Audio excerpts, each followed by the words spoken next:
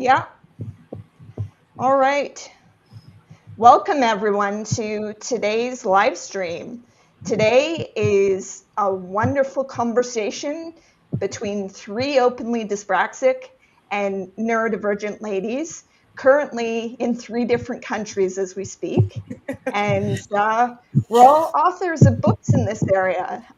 Today is the launch of my book, Studying with Dyspraxia. And I'm also the author of one other book, Stumbling Through Space and Time. And so the first one was more focused on using my personal story to help people understand dyspraxia better. And the second one is a practical guide to navigating university as a dyspraxic student. So Charlotte and Maxine, why don't you go ahead and introduce yourselves? I'm Charlotte, and I authored A Trip into a Dyspraxic Person's World, which is a graphic novel style book, which basically is a large overview about dyspraxia and my own experiences and also the experiences of people that I know. I created the book because I wanted to produce something that would allow dyspraxic children and young people to see themselves within like a form of media and maybe understand themselves better.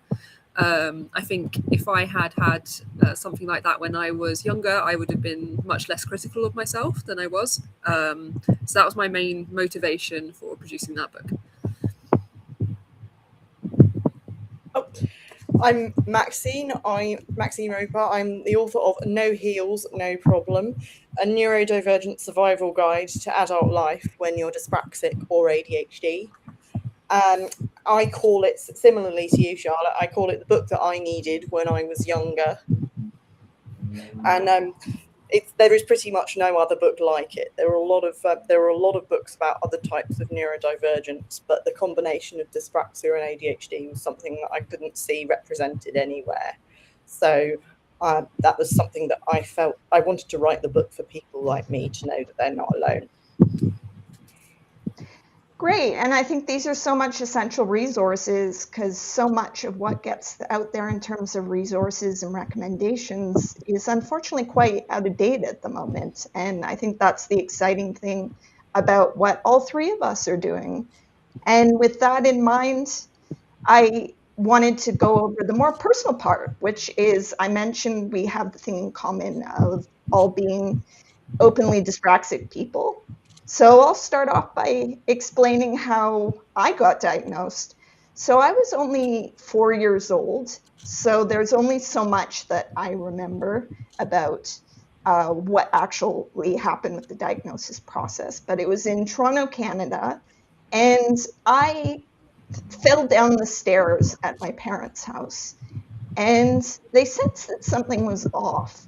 So they took me to the doctor, and I had all kinds of MRIs and blood tests, and I had an occupational therapist look me over to see what was going on.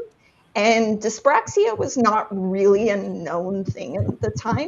They were just starting to stop calling it clumsy child syndrome. So suddenly that was the verdict and the conclusion that they came to. So I have spent a large amount of my life navigating it and trying to master the language and how you explain it to the general public. And that has very much played a role in my work. But you, Charlotte and Maxine? So I was first diagnosed when I was 9 years old. Throughout my childhood, there was this recognition that there was something that was a bit different about me. When I was a toddler, so about 2, I was diagnosed with hypermobility, which they basically everything that affected all my coordination problems and things like that were all ended up getting put down to this hypermobility diagnosis that they gave me.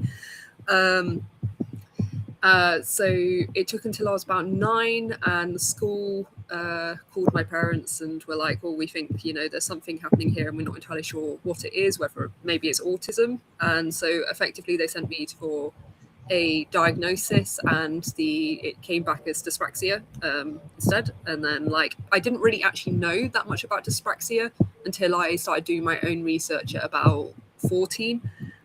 Before that, I just knew basically the basics, and it had always been like handed out as like a word around me. But I didn't actually really grasp how it affected me. And I think if I'd known some of the ways that it affects people, which I didn't know, then that would have been very helpful at that age. I was diagnosed quite a bit later than you both. I actually got my dyspraxia diagnosis at 21. I was in my second year at university in England. I suppose similarly to both of you, I knew from sort of early childhood that there was something different about me, but just no one could pin down what it was. I would say by about the age of 16, I was aware that I had this very uneven pattern of abilities. I was really good at anything to do with words. I always liked writing stories. From a very young age, I knew I wanted to write a book. But anything practical, anything to do with numbers was a no-go for me. And actually how it started, my journey to getting diagnosed at university, I had a statistics module in my social sciences degree at university, and having struggled with anything to do with numbers my whole life, I started looking for some answers as to why I found that so difficult. And basically I was panicking that I was going to fail this module, and as it happened I didn't, but I was lucky that most of the arithmetic was done for you by a software program. It was statistics. I wasn't to know that at the time, and basically I went along to my tutor, who luckily was supportive, and she recommended I go to the Students with Disabilities Centre at university. This was early 2000s, so 2005. So pretty much the only thing that was on their radar was dyslexia, which I knew I wasn't. But when I'd done the questionnaire and established that I wasn't dyslexic, they introduced me to dyspraxia, and that started to ring a few more bells. And that was from then on. That was where my assessment journey happened, really. I got assessed by an educational psychologist, and I got the diagnosis then there. Yeah, that's the thing. We've all been diagnosed at such different times. How do you personally feel that the varying timelines of being diagnosed, how it affects your experience? I mean, even though in some ways me being diagnosed so young is a privilege in of itself, it also means too that like because you are diagnosed that young, you then grow up seeing your way of thinking of and interacting with the world, not being aware of it necessarily being different from your peers. And I think I didn't really know like that I was different, quote unquote, in any way, until much later, like really not until my early adolescence. And I think that was how it affected me personally.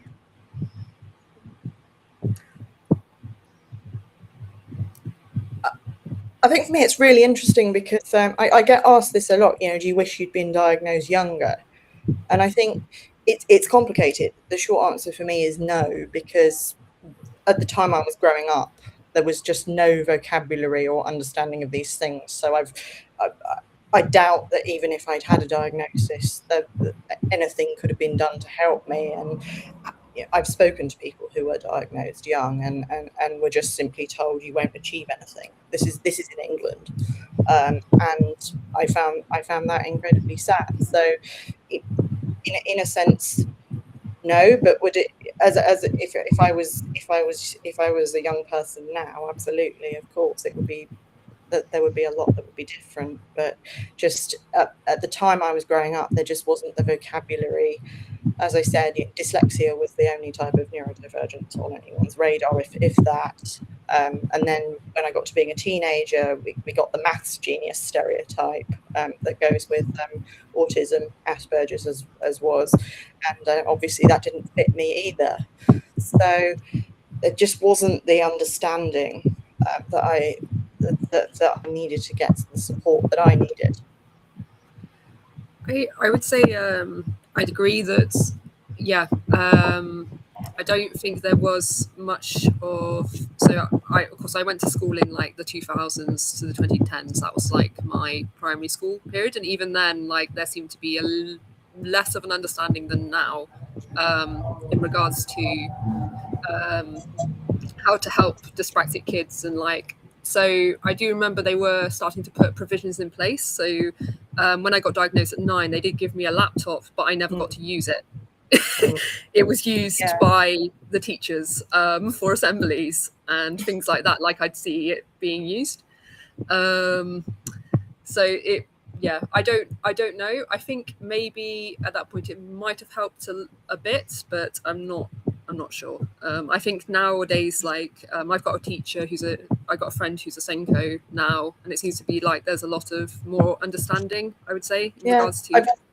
I've just realised that I think you two are the only other women I've spoken to that were diagnosed young, that is a similar age to me, adults now that were diagnosed young, that actually feel that they were given any support or understanding at all.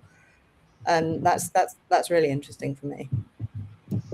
Yeah, and I think it's so much about access to information and the system itself that very much is the luck of the draw that we all get on whether we do or we don't get to get diagnosed at a period of time, if at all, at any point.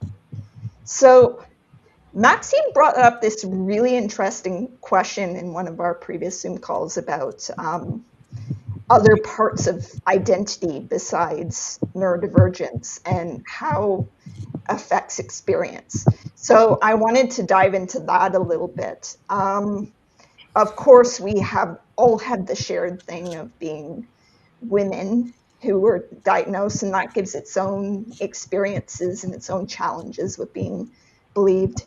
But what I would add to my own would be that I was diagnosed with a thyroid condition quite late in life. And I think where the dyspraxia created its complications was because the main thing that gave away what was going on was that I was tired. And I mean, of course, navigating a dyspraxic brain every day can come with its own share of being tired.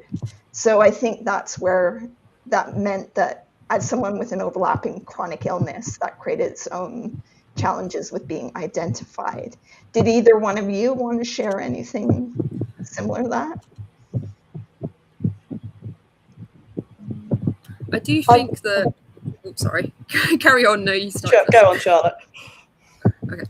I do think that as women, we have a tendency to be able to mask more in like our neurodivergencies and things like that, and so sometimes they can be looked over a lot more. As you said, there is a lot of like bullying that happens in schools. That, yeah, I don't know. Maybe the male experience is different, or the type of bullying that you experience is different. Also, yeah, there's a lot of kind of like different as you said, intersectional identities that could potentially like impact whether or not someone gets a diagnosis, such as, you know, where they live, it can, or like whether or not their parents have access to even like a private appointment if there's lots of like a big backup basically of appointments. And like even just like some people might be from places where dyspraxia is just not that recognized, and so that of course can have an effect on people's experiences and whether or not they get a diagnosis, and then also maybe whether or not they're actually like paid attention to once they have the diagnosis. Yeah, that's a really good point. And also the support too. Once you have that diagnosis, you have a whole other hurdle to jump as a woman of the symptoms being the same as a man in your circle of peers who is neurodivergent, and the fact that the masking is very much something that we learn to get good at. And I think we have to not overlook this, what we call intersectionality, which is mentioned in my book a little bit, because it so much impacts our experiences with what our families think of the support we get, what our friends think of the support we get, how our communities interpret it, and what we personally as an individual think of that. And that's very important to be self-aware of. Yeah, absolutely. Did, I was just did going to you have say, anything to add on that, Maxine? I was just going to say, I made that point to you in that Zoom call. It came out of, I'd done a panel, I'd done a book event where I was on a panel with a queer non-binary person. So that was how that question came up, because they wanted to talk a lot about how they felt their identity as a queer person intersected with being neurodivergent. And obviously I wouldn't speak for them, but in terms of my own identity, probably best summed up by there was a meme recently that went round with the question, are you neurodivergent, German, or both? And it gave you a series of questions, and from I think the first time I took it, I came up as just neurodivergent, and the second time I came up as neither German or neurodivergent, which was interesting. But it was just a joke. But I think it summed up something that I've discussed with friends in all sincerity over the years, who are German or Central European, or they've been around people who are, because I think it's this idea that their culture is more direct, and obviously that's associated with neurodivergence, and it can be this idea that it can be difficult to separate the two, or distinguish one from the other. I think for me, growing up with one parent being English and one parent being German, I summed it up with I spent half of my life telling people to fuck off and the other half apologising. So I think in terms of my identity, I would say that culturally, how neurodivergence is perceived is definitely relevant. Yeah, and for those who are listening who are people who are providing the support, that's important to keep in mind, because we all have blind spots around what we interpret as what is neurodivergent, what's disabled, more broadly speaking. And it is important to consider that maybe what's written on paper might be the point of view of like one specific demographic that was studied at the time, but usually it is so much more complicated than that. And we tend to miss things when we have all those forms of authority and we write down in things like psychology manuals what like that's supposed to look like. So yeah, I thought I'd go into as well, you talked about that a little bit, Maxine, the waiting times and the fact that for support, for diagnosis, this is especially relevant to students, for example, and the fact that obviously getting support is great, but it's so much more complicated when you're on some long waiting list. So I would love to hear both of your thoughts more on what you would recommend for people who are in that long queue and still want to feel supported. I'd recommend putting in accommodations for yourself that you can. If you're undiagnosed, you might not necessarily get accommodations from like official accommodations from other people, but just like acknowledging that, you know, I probably have this form of neurodivergency, and I would, you know, my life would probably improve a little bit if maybe I like had this or this, then see if you can put that in some way in your everyday life. So it can be within your house, or, you know, you don't necessarily have to have a diagnosis to actually like understand that you've got like the symptoms or something, and those symptoms can be alleviated or like improved or helped through certain methods. So just because you don't have a diagnosis doesn't necessarily mean of dyspraxia, for example, doesn't necessarily mean that you can't follow the advice given for dyspraxic people on things like, you know, organisation and things like that, so that have helped other dyspraxic people. This, of course, it gets a bit more difficult when you start talking about the workplace or in schools if you don't have an official like diagnosis. I think I could be wrong, but I think that sometimes schools do put in place learning plans if they notice there's a difference, but there's not an actual diagnosis. But I could be wrong on that. Yeah, that sounds familiar. I mean, I'm not well versed in it myself either, but I think some schools favour a watch and wait approach. Where yeah, definitely. It depends on the system. That's what I found in my research, and therefore Charlotte's point about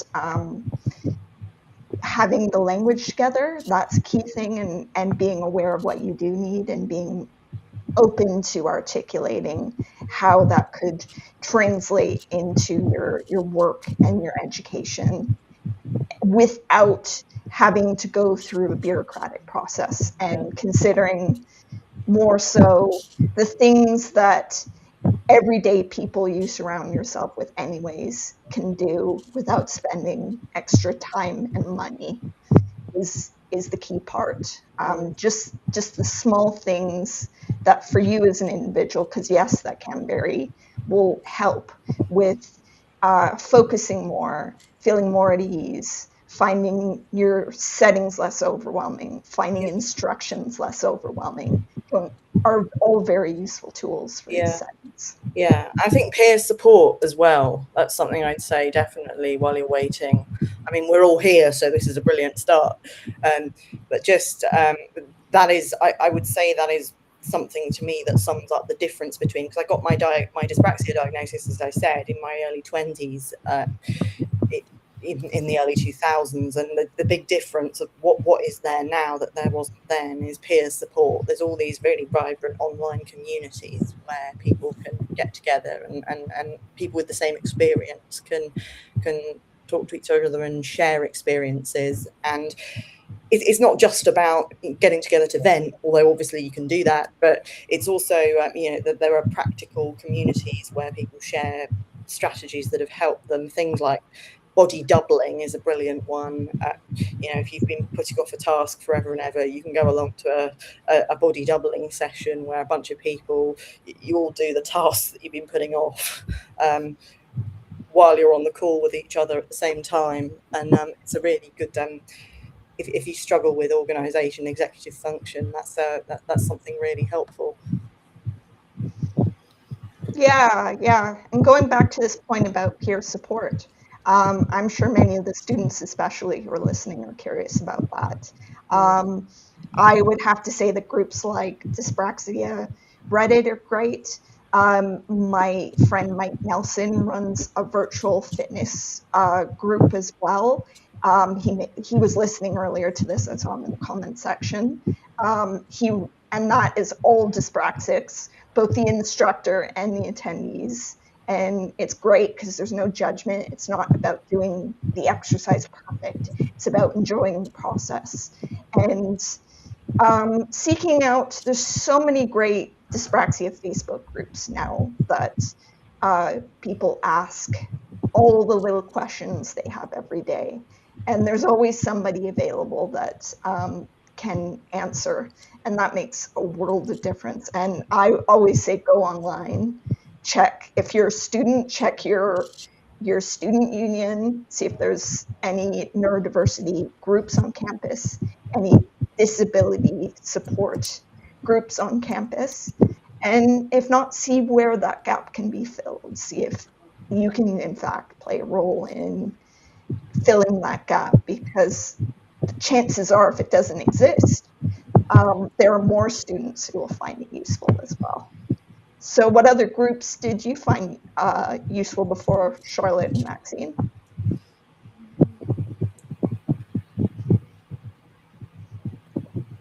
I'd I'd say that there was like a local neurodivergent group in Gloucestershire that a lot of people found useful. It's sort of like died off now, but so it was more like a social group, I guess, where neurodivergent people from the same area could meet and then like talk and then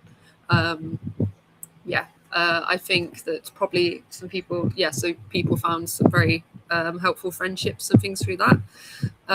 There were neurodivergent societies as well at university.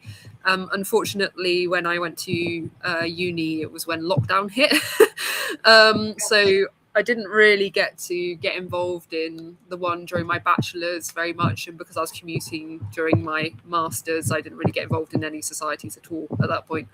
But I do know that they did exist in both the universities that I went to, which was Falmouth and Cardiff University. So if you are a neurodivergent person going to those universities, then those are you can definitely check those out. I also think that a lot of the time neurodivergent people do have a tendency to gravitate towards each other, so you might find that your friendship groups are actually already more neurodivergent than you think. Absolutely, yeah, I made that point in my book as well. Yeah.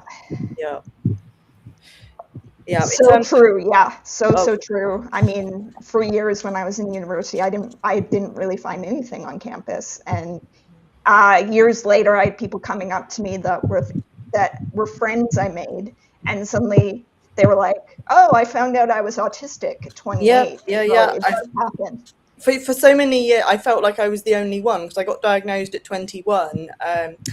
In the early mid 2000s, and there was nobody. There seemed to be nobody else in that situation in my peer group. And fast forward to my mid 30s, just around about the pandemic times, when awareness of ADHD and autism in women kind of had its explosion, then I just got people coming up to me every other week saying they were, they'd had diagnosis, and these were people I'd known for 15, 20 years or more. It's like, and part of me, where were you? But of course they were always there. They just didn't have a name for who they were. Yeah, it does happen. I think that's important to tell people who feel really alone in this. Yeah. That you can. I feel find so sad for younger me who thought she was the only one, who thought nobody else felt like the way I felt. Yeah, absolutely. Speaking of that, dyspraxia itself is often one of the more ignored neurodivergences. Why do you think that might be?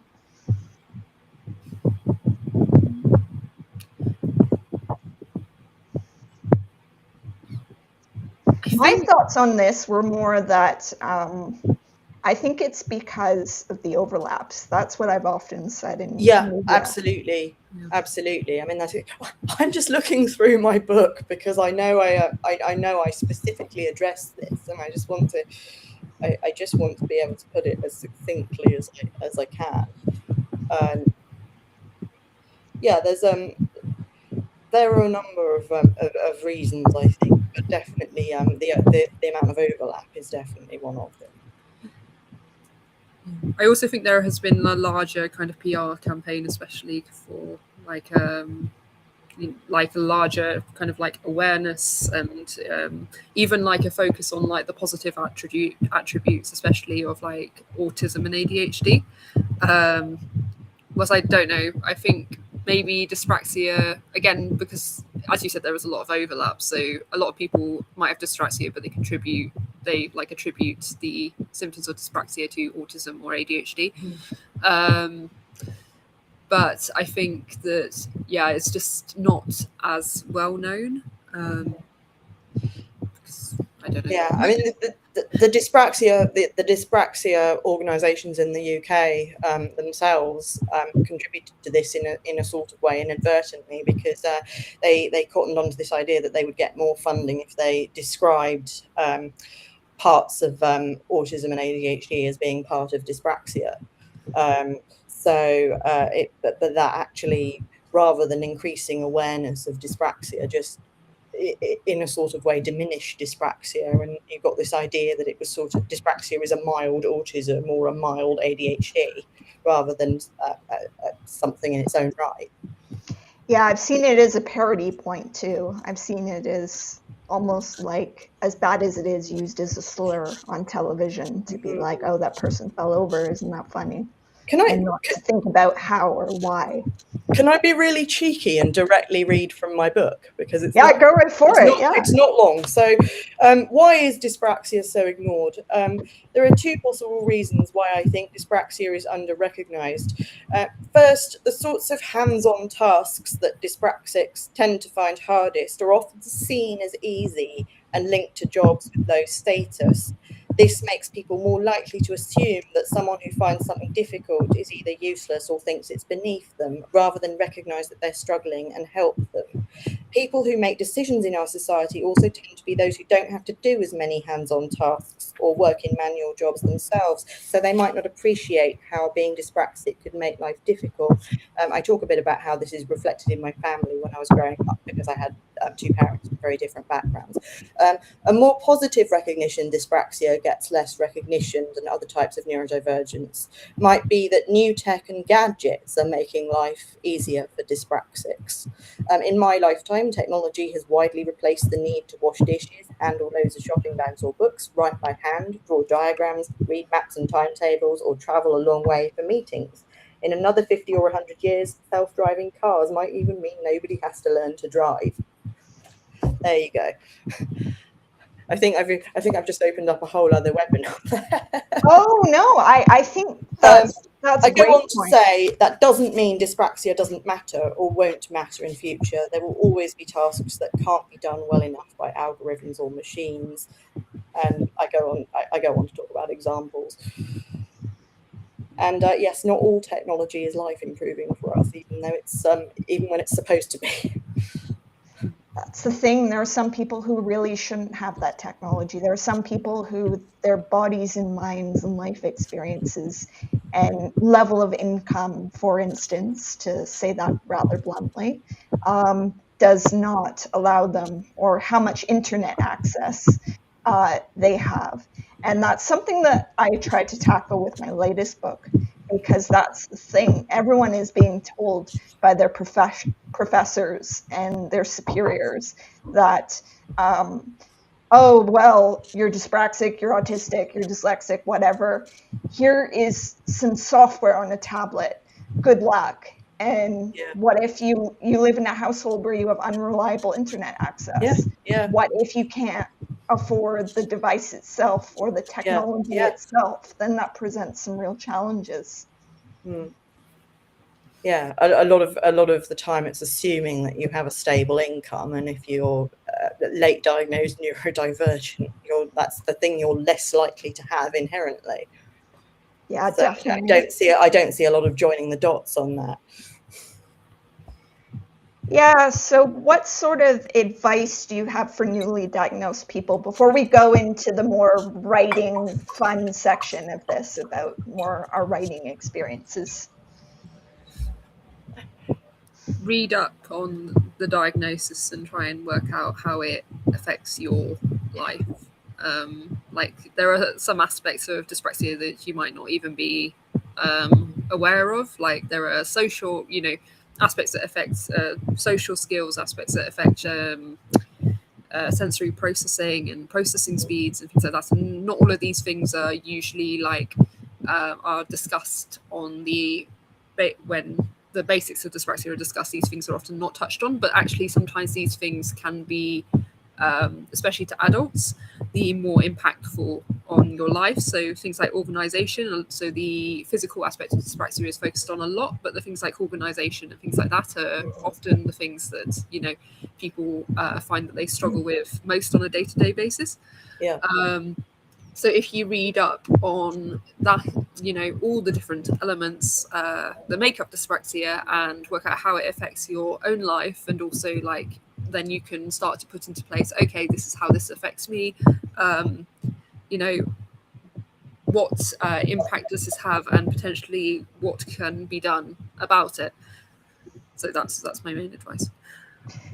Yeah, that's very important to do. And what I would add is about that of if you're new to this, the best way you can develop the language is to start talking to friends and family that have Yeah. been aware of how you learn, how you interact with your environment, and use that as a point of reference. And also look into if you have any access to past documentation, like your report cards or your performance reviews at work, or anything that were observations about how you have learned and interacted with your environment. That can be such a useful resource for starting to develop that language and be a Yes. more self-sufficient advocate, for sure. Yeah, I would say this might sound slightly strange from someone who has written a book on dyspraxia and been talking publicly about dyspraxia for a long time, but I would say one of my big pieces of advice would be to sit with it, give yourself time to read about it, learn about it, and develop the language, as you say. I think a big difference from when I was diagnosed, when I got my first diagnosis, my dyspraxia diagnosis in 2005 to now, again, is the amount of, obviously social media is now what it is, and I think there is this expectation, particularly for people younger than myself, that you find out something about yourself, you go and put yourself out there, you become a content creator, you become the public face of it.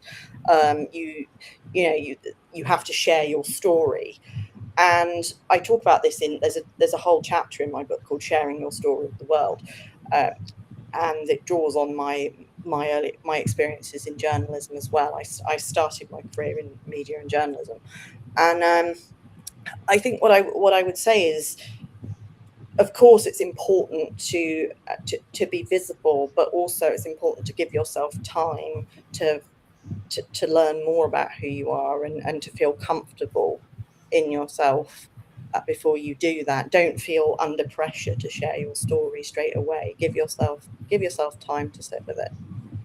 Absolutely. Yeah, I can add to that if people are at that point in their journey, I know it took me years to even disclose to friends, to disclose to people I worked with, people I had in my social life, because I think I needed that time to figure out what it means to me, not what it means to a teacher that told me what it should be, a family member who told me what it should be. Yeah.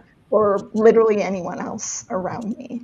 And that's okay. I mean, in the disability community, more broadly speaking, we are taught to very much celebrate and be open about our stories. But when you first learn about what it is, it's very, very hard to do that. So with that in mind, we're already at 37 minutes, so we're going to go to the final part of the program, which is about our writing experiences. How fun. So I would love to hear more about what your writing processes were like with your books. Long. Long, yeah, long, exactly. Yeah, long. I mean, mine actually didn't have like that many words, because mine was mostly illustration, but there was a lot of actually writing and then having to take the word count down. Basically, I think I must have removed about 10,000 words or something, which, I've actually taken more out of my dissertation for my undergraduate degree. Where I just decided, I'll write it and then I'll cut it later. Which is basically, a very similar way to how I wrote the book. The research is like a massive part of the fun, actually. I really enjoy the research and, reading different articles and things like that, scientific articles, and, about people's individual experiences and things like that. And then writing up the notes and then like putting that into words and then illustrating it.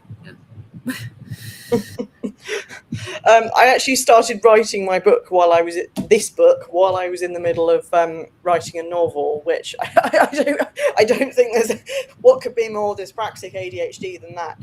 Oh yeah. But no, Yeah. it was specifically because I got my ADHD diagnosis, and that was it felt like the final piece of the puzzle, the final answer I needed in terms of learning about myself. And that was really when I had the self-knowledge and also the support in terms of medication, in terms of peer support, in terms of the vocabulary to sit down and write a book. And as I said at the beginning, I have been trying to write a book for as long as I can remember. And I say this in the book as well. Really, it was the thing I wanted to do with my life, and so it was always a bit of a source of shame to me that, despite being the thing I wanted, I got to my late 30s and felt I didn't have anything to show for it. But this then explained a lot of what I felt and why. Yeah, that was the same with my first book. That was really the value it played. I really felt like I took a while to figure out my path in life, and I knew I wanted to write, but I didn't know what that looked like. I tried so many different approaches to what that could look like, and I think it was really the beginning of self-discovery and confidence and self-assurance in knowing what that could look like, and feeling like I had a direction towards being able to speak about my own experiences confidently. Because within all that, it was a self-discovery process as much as it was about writing for an audience. It was a self-discovery process before readers were reading it. So I'm curious, did anyone else have the experience of writing a lot of fiction about your chaotic, unexplainable life before you understood it better? Yeah, I certainly did. I tried a lot of, because my roots in writing are in creative writing, and I tried a lot of old exercise books I had to try to figure out, since I was drawing from so much of my own life, it was hard to figure out, like, if someone would care about that one crush I had in grade 8 or something as small as that. So it was a great way to figure out, like, where the real story is, and not like what mattered to me for 5 minutes in my life. I think something else, specifically going back to this book, that really influenced my writing process was the speed of the conversation changing around neurodivergence. That was another reason, in addition to executive functioning, that it took so long, really, because I felt like I had to keep pace with things that were changing. And I was constantly panicking about things being out of date by the time I'd finished. So that was another reason. But in terms of the organisation, the executive functioning, something that it brought up for me was that once I was medicated, I got ADHD medication, I had the focus. It was wonderful. I could sit down and write and not put it off forever, which had been my major stumbling block before. I could do that, but the actual organisation of the information was still very tricky. And I was really lucky that in the end I got, through a scheme in the UK called Access to Work, I was able to get myself a development editor who worked with me to organise the information into this book, which was wonderful, and I was very lucky to have that. Yeah, and that played a role in my first book, but the second book was so different because I interviewed students, I interviewed faculty, I interviewed occupational therapists. There was all this research, were all these books to read and things like that. So it was more like putting together a puzzle than a conventional writing process. It was more about figuring out how does this fit in the context of an outline. So something else I came up against was I really wanted to. Obviously, the book is about my lived experience, but I really wanted to interview a lot more people to support what I was saying. But then I came up against the how do I interview 50 or neurodivergent people for a book and make sure I get the responses in the time that I need them, and how what's the best way of doing it. And I just couldn't see a way through. And actually Kat Brown, who you may have come across, has written a wonderful book on ADHD.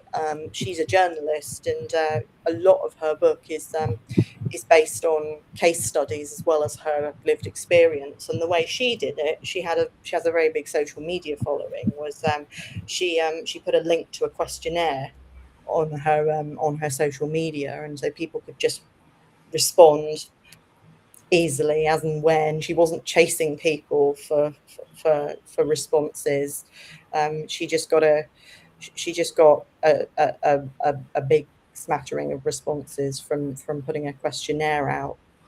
I also did something similar with my book, actually. Because I wanted to, it was to do with the positives of dyspraxia, so I wanted more of an overview of what people thought the positives of dyspraxia were in their own life. Mm-hmm. One big thing that I think, so my book ended up taking about 4 years to make, and that was similar. That was mostly because I was doing like a degree, and I'm quite a one-track minded person. I've got to I work on one thing and I work really hard on it, and I only do that one thing until it's done,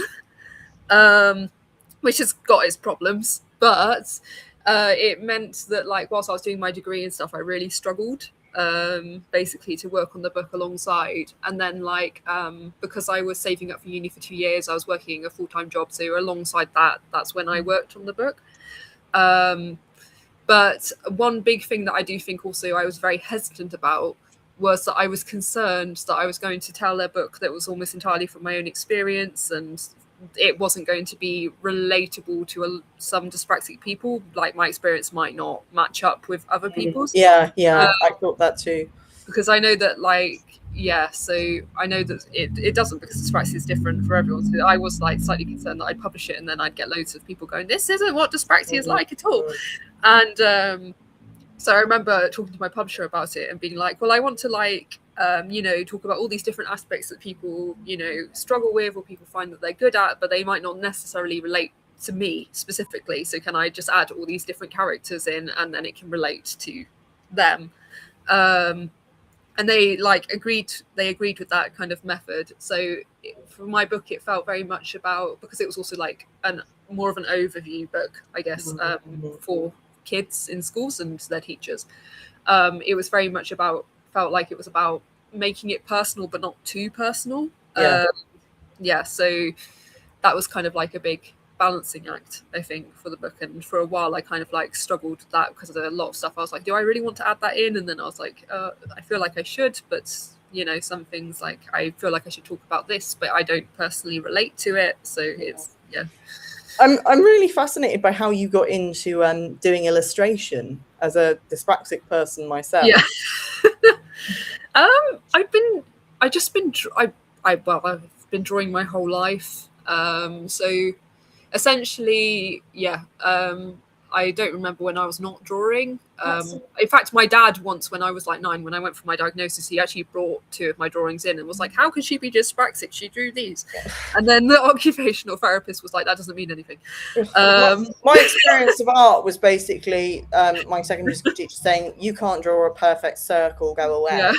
Yeah. Oh yeah, I draw like a 5-year-old, so I admire Charlotte's art abilities. I do think part of it is that the way I hold my pen, I rest my hand on the table. Also, you would have, I think you're a bit younger than me, you would have grown up with more tech that helped you express yourself creatively. I was still very much in the era of, I think computer design came a bit later. Yeah, because I had to be fair, because I had a laptop. I actually learned to draw on a laptop trackpad, because I did animations from when I was about 9, using MS Paint. So basically, like, I learned to draw on a laptop trackpad, and I started animating before I could actually draw properly, to be fair. Like, looking back now, it's quite funny to see. But just practicing every day. And then, as I said, like, resting my hand on the table, the way I hold my pen, I think it means that I actually have to coordinate a bit less, because I'm literally like that, basically, when I write and draw. It does mean that if I write in pen, it gets smudged, but it's a way of stabilizing my hand, and I think that that's a technique.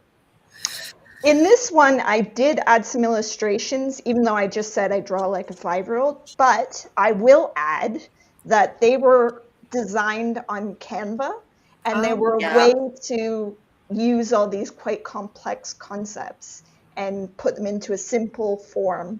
And I used Canva as the template for it, and then totally changed it so it was my own thing.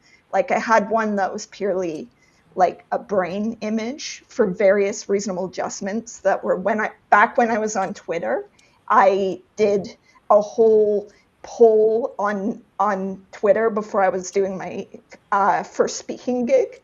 I said to the community, I said, oh, so what sort of reasonable adjustments do you personally benefit from? So I found this brain graphic that was really cool, this sort of brain illustration. I put all these little circles and dots going to like different reasonable adjustments that support dyspraxic people. And it made it into the book just because I found that it was such a great way to introduce what dyspraxia is to people who have had no life experience with it whatsoever. Yeah, I think illustration can be a very useful tool for displaying concepts that people might struggle to personally visualize, or it can like simplify, or verbalize. Yeah. So, all right. Second last question. We've been going for 51 minutes. What is your advice for people who are thinking of writing in similar genres but aren't published yet? Keep doing it. Just go for it. Just go for it. Exactly. Yeah. And patience, and get ready for people to have all their silly assumptions about what your neurodivergence is supposed to be, what your story is supposed to be. And all you can do is keep going once you get there. All you can do is just keep putting your work out there.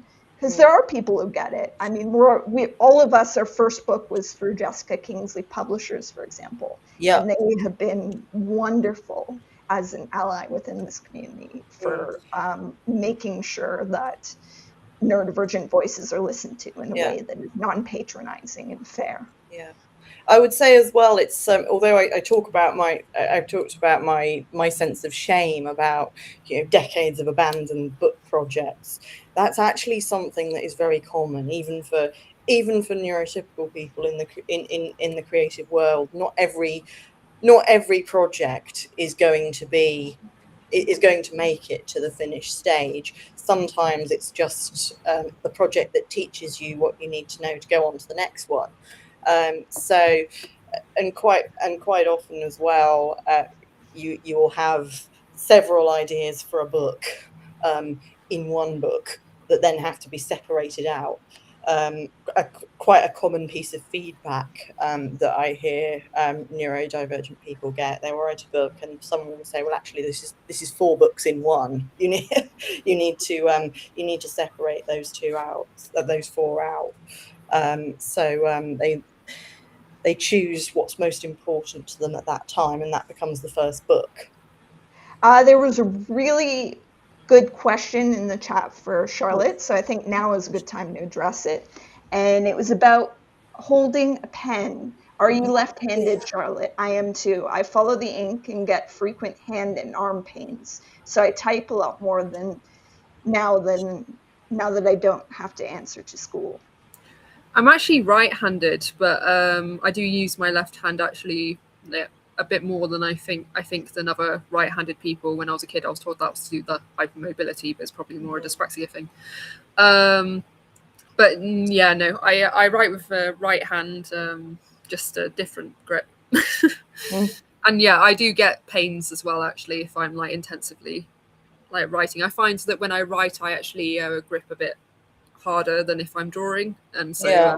yeah, I think it's to do with you know, the intensity of it and trying to get it as neat as possible. Yeah, and as a dyspraxic, you can tense up a bit when you're Yeah. holding that pen. Yeah, So you need definitely. to find strategies that allow you to not Yeah. experience that pain. Do any of you find that like when you're actively trying to like actively do something very to do with fine motor coordination of your fingers, that if you very intensively try to do it, your fingers start shaking? Yeah, I have had to invest in all kinds of things that allow me to not tense up.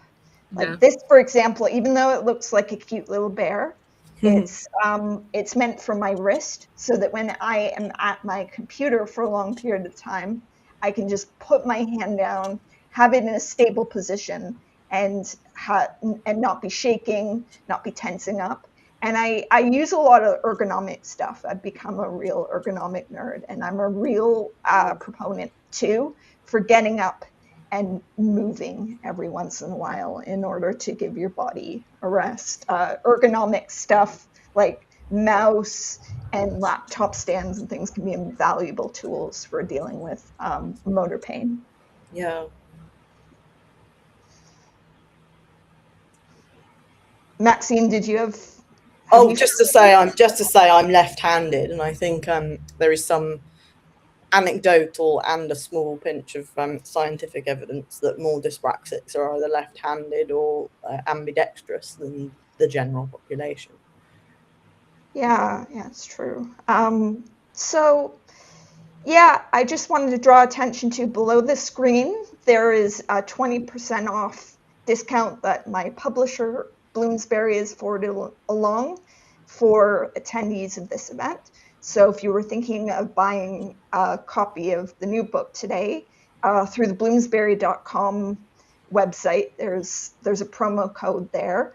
And so I just wanted to draw attention to that very briefly.